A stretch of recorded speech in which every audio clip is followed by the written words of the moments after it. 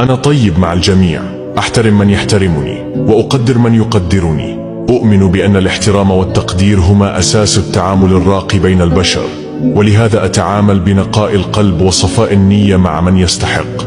لكن لا يخطئ أحد في فهم طيبتي على أنها ضعف، ولا احترامي على أنه تنازل، لأنني رغم هدوئي وصبري لدي حدود لا أسمح لأحد بتجاوزها. إن حاول أحد استغلالي، إيذائي أو إهانتي فليحذر، لأن غضبي لا يغتفر.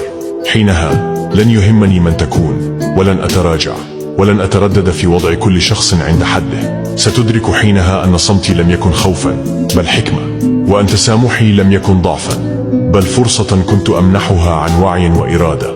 فلا تختبر صبري ولا تستهن بقدرتي على الرد، فاحذر أن تندم بعد فوات الأوان، لأن بعض الأخطاء لا تمحى وبعض الفرص لا تمنح مرتين.